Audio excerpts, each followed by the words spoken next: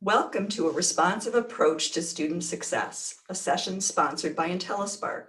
We're delighted to be contributing to the MSCA 2020 virtual conference, Building Bridges for a Brighter Future. My name is Mary Docken, Vice President of Outreach for IntelliSpark and a longtime Minnesota educator. I look forward to serving as your moderator for this session, featuring two of my distinguished colleagues, Dr. Matt Libatori and Dr. Deborah Hardy. As we begin, I want to share with you the agenda for this session and introduce you to our panelists. Matt Libatori is the Director of Professional Learning and Student Services in Illinois District 214. He's built innovative systems for data-driven student services and MTSS in his district. Currently, Matt serves as the past president of the Illinois School Counseling Association. Deb Hardy is a former director of school counseling in New York State. She created a data-driven school counseling program, runs a counseling firm, and solves problems for her 50,000 member Facebook group, School Counselor Central. Now let me turn this over to Matt to begin the conversation with Deb on a responsive approach to student success. Welcome, everybody. Thank you so much for tuning in. And I know I can speak for Deb in saying that we're really excited to be here today and obviously serve school counselors and have just a conversation about a new model for team-based support and how to really review holistic supports and evaluate our practice, how we can connect with students on a deeper, more meaningful level, especially in these challenging times. And then really look at how do we meet individual student needs and personalize our approach to every student. So, no, I was just going to say hello, everybody. Thank you for having me too. Sorry about that, Deb. That's okay, Matt. Keep going. Deb knows I like to talk, so just jump in there anytime you'd like. I love that. But one of the big things, and we always talk about this, especially when we're all on webinar fatigue, is there's so many different professional development opportunities right now. And that really is why I want us to cover the first goal and the main goal of this session. And that is really, if we're talking about all these big concepts and ideas, if you could take back one idea and make an impact, one golden nugget that can go back and impact your practice to help and support kids. That is our goal today. So I'm going to turn this over to Deb to talk about the Iceberg Model. So we begin by talking about what is an Iceberg Model. And the Iceberg Model is a resource that is utilized not only in business, but now coming over to education to better understand how things are impacting us. So because of the pandemic, because of the new remote learning, because of all the changes that are happening on an ongoing basis as a result of the world we're living in, we need to go beyond just what's at the surface when dealing with students, families, and our own peers. And that's why the Iceberg Model is such a great tool to have us all pause, not let us get emotional about what's going on, and really see what's the big picture and then what are the details that we're not seeing in order to support students and our own educational environment. So the Iceberg Model is broken down into different concepts or different areas.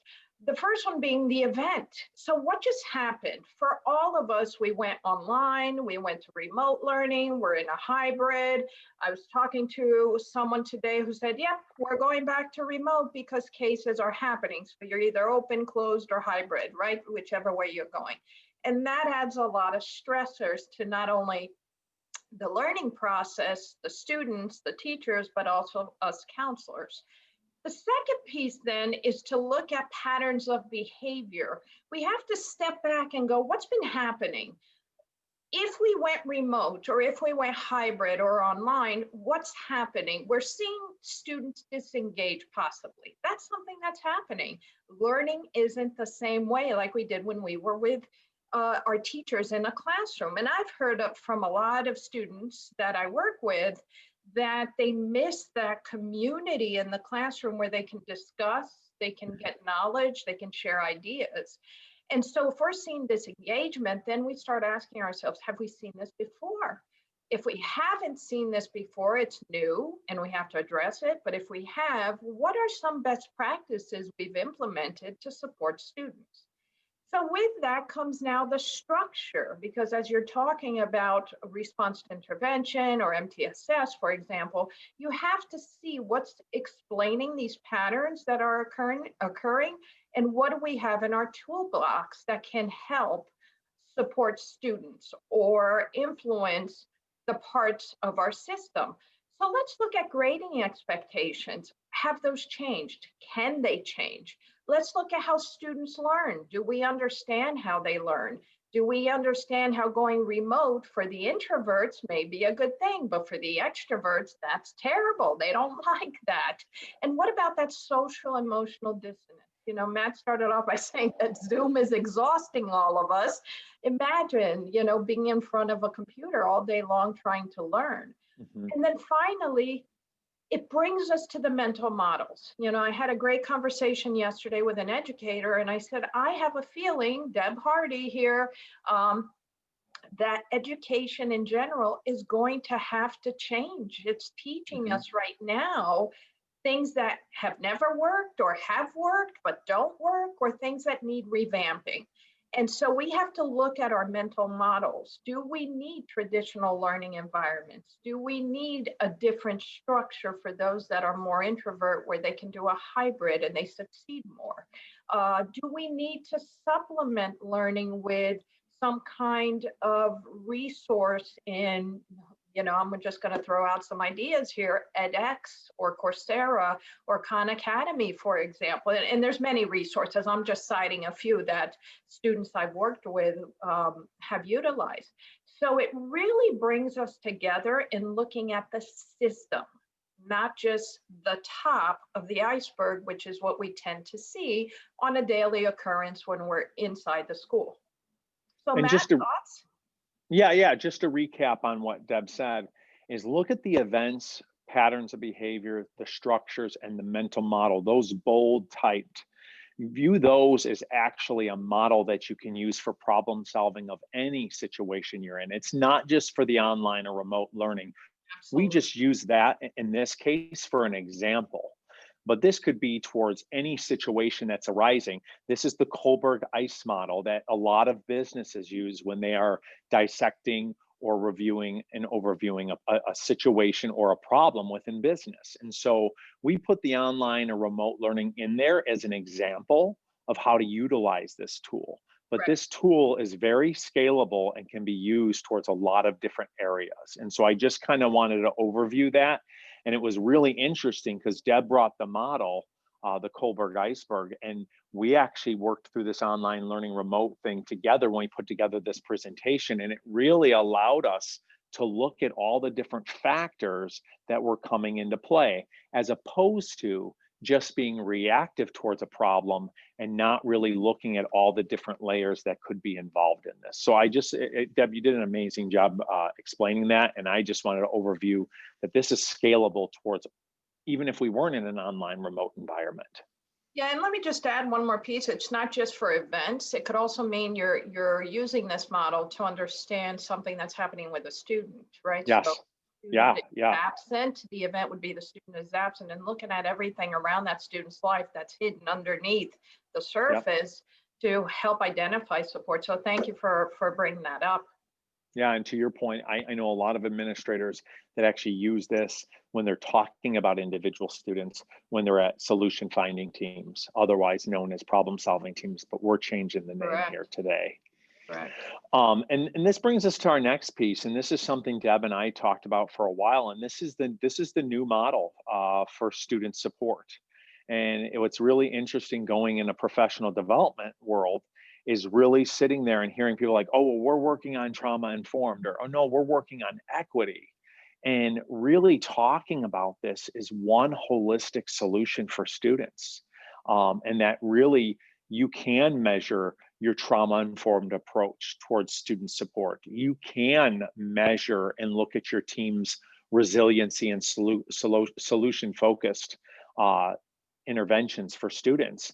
And then you can also look at your equity and cultural competency within your team to see where everybody's at. And it's truly all three of those pillars being above competent that we can really support the whole child engagement. Because without one of those pieces, it's like a three-legged stool, or it's like a two-legged stool, and it's going to fall over. You need all three legs and to be able to sit there and support what we're trying to do here.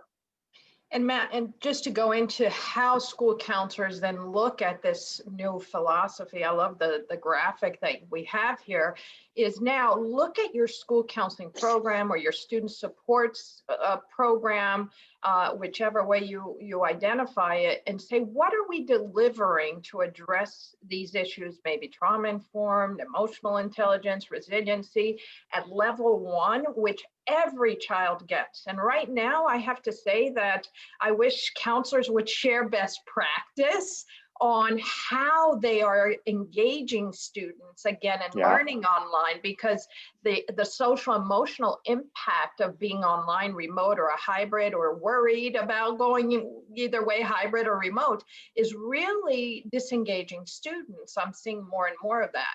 And then level 2, how do we take those topics and design group work and maybe smaller lessons that we do in smaller classrooms, half of what we tend to have on a normal day if something is normal.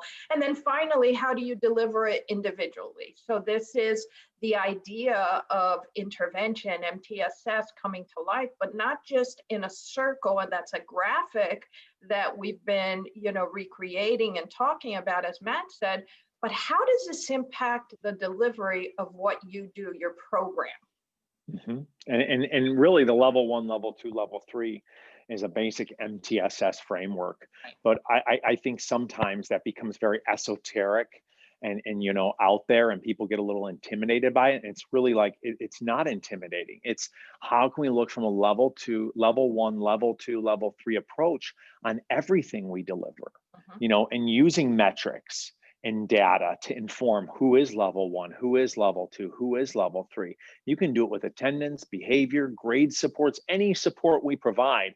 We can tier it off into 3 different categories that helps with efficiency of our time and more impactfulness of our intervention. I agree. I'm going to let you take this one to start.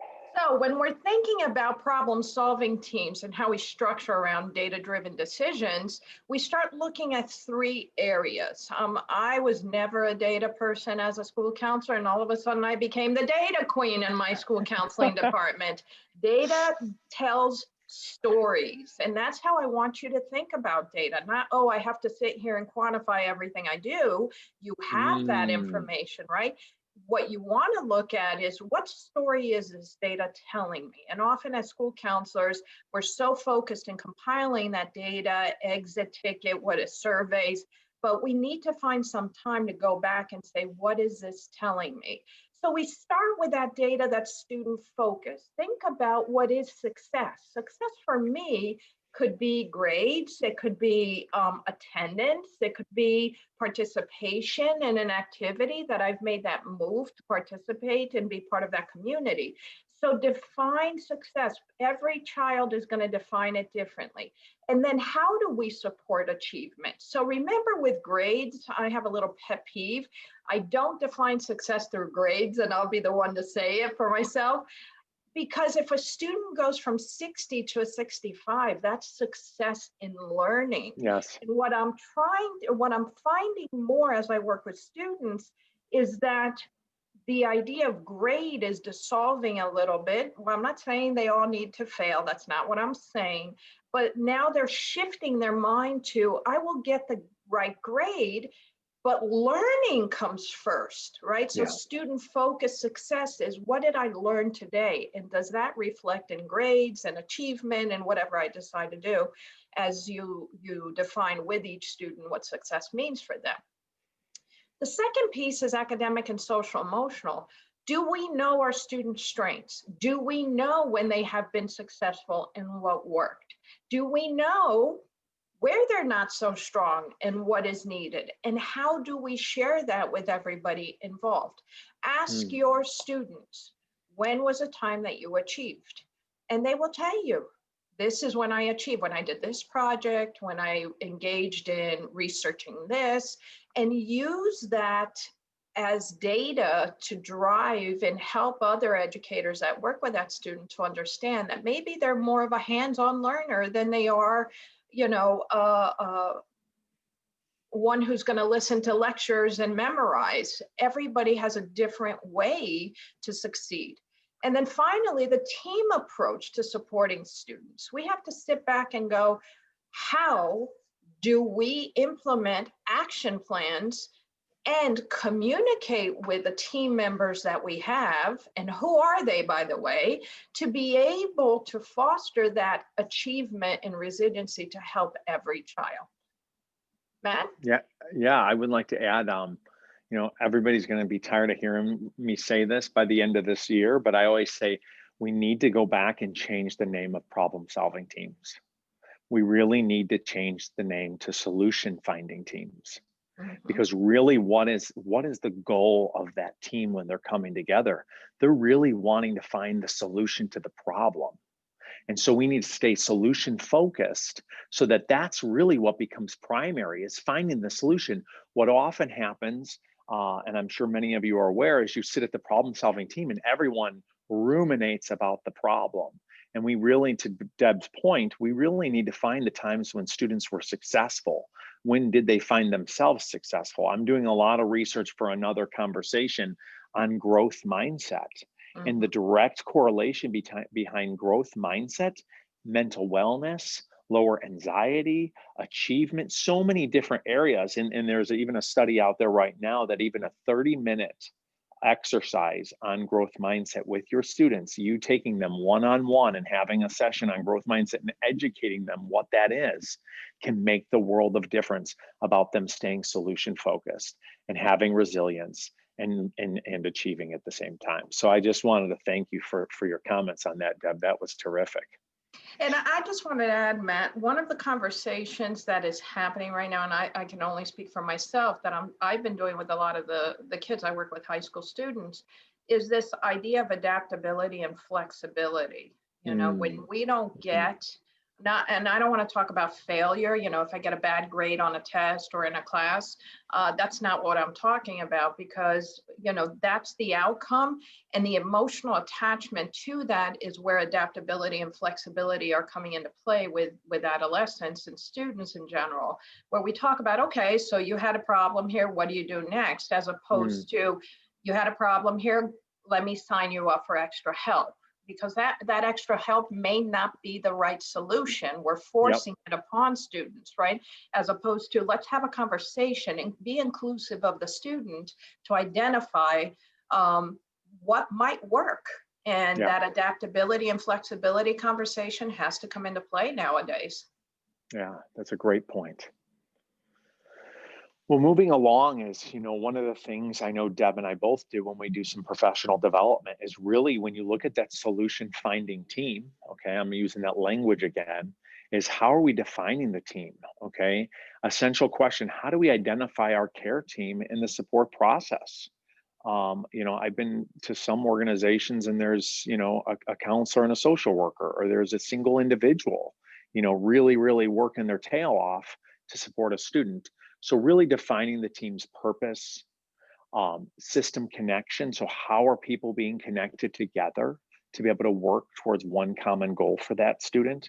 I can't tell you enough on how many times I hear these stories about silos of individuals working on a student and then finding out that someone else is doing the same work for that student, or somebody else is having success with a student and the rest of the team is not informed as to, like, what is that success and what is being successful for that student.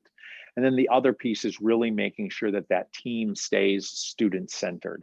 That goes back to the solution focused and saying, what are the student's strengths?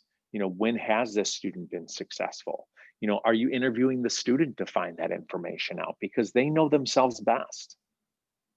Yeah, and I agree. And then you have the structure of the teams, right? And the structure Mhm. of teams can be flexible. You're going to have your solid team players that are going to be involved, like your assistant principals, administrators, counselors, school psychologists, nurses, etc. But on occasion, you might invite, I remember inviting coaches or the director of athletics in because things were happening out in the athletic environment that we weren't aware of, where the student might find success out there as a leader or as a captain or as a, a team member in general, or where the coach says, oh yeah, here they focus, they know how to focus, and here's how I help them focus. Oh, let me Mm. use that in class, right? So you get strategies. We also included custodians as well as bus drivers or transportation directors to see what was happening in areas outside of the realm of your building. So think about who should be on the team and who should be invited depending on the situation that you need. And then what would happen if you included the student? Most people are like, no, no, no, we don't want to embarrass them. And I get it. Remember, developmentally appropriate, right? So on occasion, I'd have parent-teacher meetings with a high school student in question, and we'd sit there and talk about, all right, we're going to develop this plan, but this plan is really about you. So what are some questions you have for your teachers, and what are some ways that you think you would learn best? And the team gets to know the student, and the student gets to see teachers and other team members from a different perspective. We're all in this together. And this is just this is just kind of an idea to toss out there. I know a lot of people been, switching their schedule around and changing, what time they start at or what time. And I just put this up there as kind of a thought idea. And if you look at this block schedule here, you're going to notice and see that there's some very specific time for tier one student services groups. So some larger group work and some tiered intervention work. And you'll see from the 8 o'clock to 9 a.m. time, that's that open spot every day of the week. And then that 11 to 1 o'clock time is that open time. And I would say like that has been one of the greatest things that has come of this shifting of education and what's coming of it. But at the end of the day, I think if we go back, we'd be remiss if we didn't adopt some of these changes that have really supported students and supported our work to support students. It's a lot easier when you can run a group from 11 to 1, or you can have a drop-in Zoom where students can come in for support, or you can run a anxiety group at a certain specified time, that you're always going to be able to support students, and students know that that is the support time as well, and it's common support time for all. So I just wanted to put this up there. I don't know, Deb, if you had any other comments on schedules, but I love the schedule. I really believed, I'm from an old school time where we used to have the guidance period was part of our daily schedule, and then schools did away with that. So we had to reconfigure and figure out when we were going to go. And I was like, whoa, I lost my period with the kids. I loved it. But one of the things that I am seeing data that's coming through, remember data is my friend, is that kids are sharing with me that a lot of us have done these lovely emoji offices, right? Where they put in things, yep. You can click all over the place. Students with ADHD or focusing issues are feeling extremely overwhelmed with so many tags in these emoji rooms that they don't know where to go when the assignments are given. So I was talking to one who was doing the science homework, and we were looking at, where are you supposed to go? And he said to me, these are all the resources the teacher gave me to look at this topic. He says, I don't even know what I'm looking at because there were about 10 of them. So we need to be concise when we're putting with technology. We need to understand our students, how they learn, and be concise. And that's why having a face-to-face, if you have it, in terms of the schedule like you had, this is a great opportunity to ask for feedback on the, let's go back to the iceberg on the remote learning kind of thing, what works, what doesn't. And I know many counselors have done these lovely emoji or Bitmoji remote things, which I love. Yes. Less is more. That's the data I just learned from kids. So thank you for sharing this. And I will tell you, I did click on someone's the other day, and there was like 30 different links and places to go to, and it was a little was a little overwhelming. So Yes. I think that's great feedback, Deb. Thank you so much for that. And that brings us to creating a unified care team. And this is the idea that it takes a village, and there's all kinds of people on here, making sure the principal's there, the teachers. I always tell counselors that their first tier 1 intervention is ensuring classroom fidelity. And when I say classroom fidelity, what I'm meaning is that they go back to the teacher and they say, did you call home? Did you email home? Have you modified any tests or quizzes? Have you modified the homework assignments? Like, what level of intervention has been done in the classroom first? Sometimes just engaging some of that conversation can be extremely valuable, especially when you bring it to the solution finding team, because you're going to have a lot more data, to Deb's point, to be able to bring up to the group and say what's worked in the classroom or what has not. The next is the social worker and the psychologist. They're crucial members to have on that team. Social workers, can sit there and do a lot more with the social development history, and psychologists, obviously, with testing and assessment, but really making sure that all of these people are talking and they're all working in concert with one another. And then we start talking about the family. Like, are we engaging the family, and what data are we extrapolating from the family to find out what solutions work and what solution finding we can do? And then really looking at a broader lens is, does the student have a mentor? I always go back to, is that student connected in the building? Is that student connected with their family? Is that student connected outside of their family, outside of the building? There's 3 points right there. And I always encourage staff members to find out if all 3 of those connections exist, because if none exists, then you've got some work to do with matching students up with some potential mentors or people that they care about and they trust. And then looking at community partners. We know that school doesn't just happen between the brick walls, and that students are out there and engaged in their community, especially with the service hours that students must get now, and the volunteering, and then the outside groups that they belong to. Find out which groups they belong to, find out which ones drive their passion, because that's where you can leverage some of that growth mindset and find out what they really, really like. No, I'm glad you brought that up, because I'm finding so many students are being more and more creative. They're doing photography, they're learning baking, they're starting their own businesses, be it mask business or, fashion business. They're taking this opportunity, and many of them have said to me, I now have time, where before they were so programmed with so many activities and clubs for a resume, that now they have found time. I have a young man who's creating his own website for a new project on ordering meals that's going to be safer than what's in place. And I'm sitting here, my jaw's dropping, going, wow, the creativity energy is really coming out. So this is a time for all of us to not worry about our emotions as professionals, not worry about my job or your job, but to come together and say, do we really know our students and what they're capable of? Yeah, and are we evaluating that circle of care and really establishing who's there, who's not there, who's missing? And then how are we communicating and collaborating with all of them?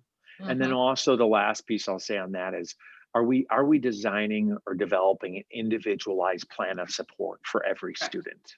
Correct. Every student we're talking about, we got to make sure that there's follow-up, that there's collaboration, that all those pieces are key to helping the student achieve. Agreed. And I'm excited to turn this back to Mary Dockin. It's been a pleasure kind of just doing some thought partnership and discussing some of this. And I'm excited for Mary to share more. Well, first of all, I just want to say to both you, Matt and Deb, just thank you so much for this conversation. And I know you started by saying what's a one takeaway. And for me, there's many, but one thing is I love the thought of solution finding rather than problem finding teams. And I think that's something that I'm going to be certainly reflecting on leaving this session. So, but thank you so much. Again, IntelliSpark has been just thrilled to be the sponsor of this session. And I really want to share just a little bit for those of you not familiar with the work that we do. We are here to really redefine how pre-K to 12 schools, students, families work together to really help successful future-ready students, and have developed some really easy to use tools to help improve communication, collaboration, planning, enabling an intentional focus on social emotional development, and to assure that every student is known, supported, and appreciated, creating the conditions that all of our kids will thrive. And we really, we want to know how we can help. And with that, if Matt will turn to the next slide, I just really want to invite you. I know time is precious, and we have a very short 2-minute video that you can access at this website, gointellispark.com/MSCA 2020, and really get a glimpse at the work that we're doing. And you can begin working with us and using IntelliSpark at absolutely no cost. So you'll find more information at this particular site. And we really appreciate your time. So let's go to the next slide. We know that given the virtual conference, it's difficult to necessarily get all of your questions answered, but we want to thank you so much for attending, and your questions and insights are really important to us. And we really want to engage with each and every one of you after today's session. And it's very easy, if we turn to the next slide, for you to connect with us. We are easily available by email, if that's a good starting point. You can also call me directly. And if it's Matt or Deb that you want to get put in touch with, I can help facilitate that. But email, again, is a great way to get started and to ask questions, or for us to work individually with you to find a time that we can talk with you to, again, continue this conversation. We want to thank you so much for joining us today, and we really wish you a safe and healthy school year. Again, Matt, Deb. Thank you so much. Thank you. You. What an honor.